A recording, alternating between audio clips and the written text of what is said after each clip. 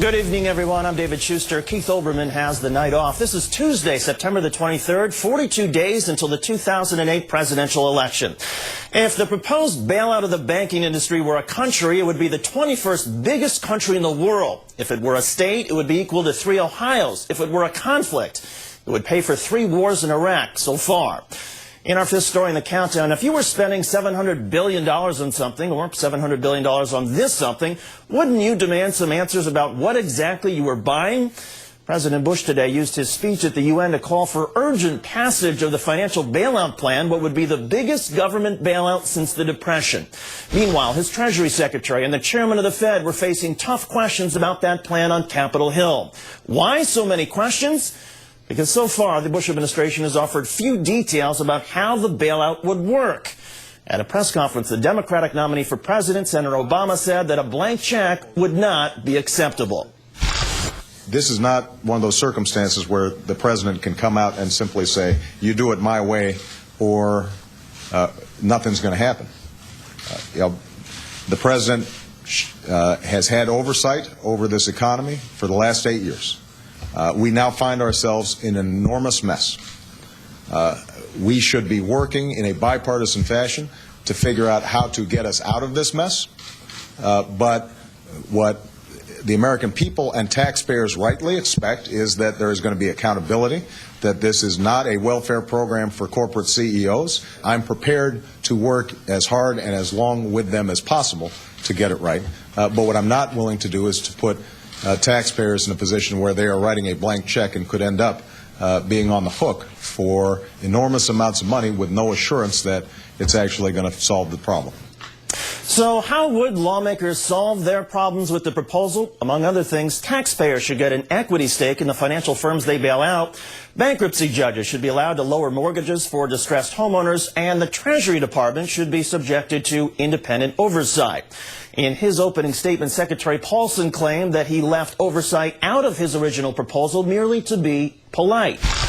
We gave you a simple 3-page legislative outline, and I thought it would have been presumptuous for us on that outline to come up with an oversight mechanism. That's the role of Congress. That's something we're going to work on together. We need oversight. We need protection. We need transparency.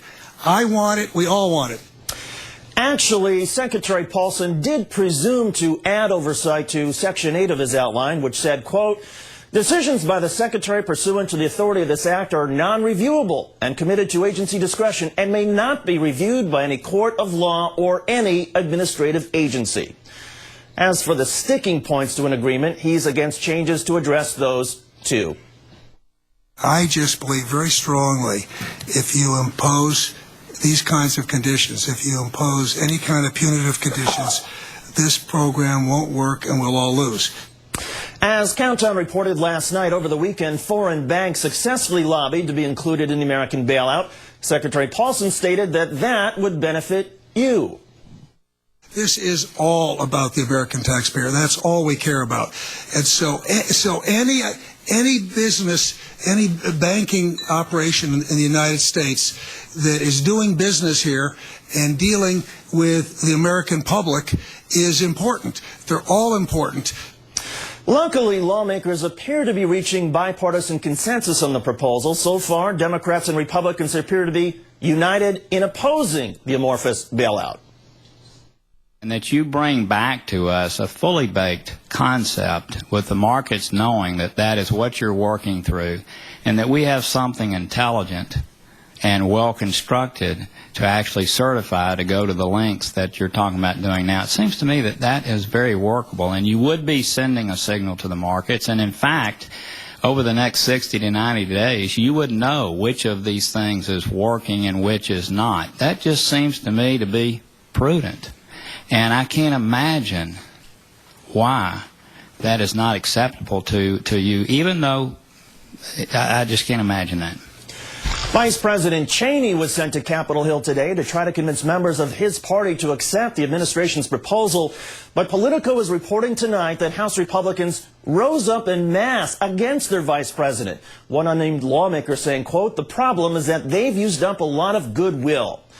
The Republican nominee for president also took questions today, at least a few of them. Senator McCain's first press conference in 6 weeks clocked in at only 11 minutes long, and that includes his opening statement. 26 seconds of it was devoted to his claims of being against the so-called golden parachutes that CEOs receive, while still being for senior financial advisor Carly Fiorina, who received a $40 million severance package from Hewlett-Packard despite 20,000 employees getting laid off. I believe that Carly Fiorina is a role model to millions of young American women. She started out as a part-time secretary, and she ended up as CEO of one of the major corporations in America. I'm proud of her record, and so I want everybody to know that Carly Fiorina is a person that I admire and respect. Senator McCain also claimed that how he votes on the bailout should be irrelevant. I hope that Democrats would recognize that this issue should not be in any way related to my vote. This issue should be, and their vote should be determined in how we can resolve this crisis and get America going again. This is a huge crisis, we know. So to somehow, for the Democrats to say that their vote is going to be gauged on my vote, frankly, doesn't do them a great deal of credit.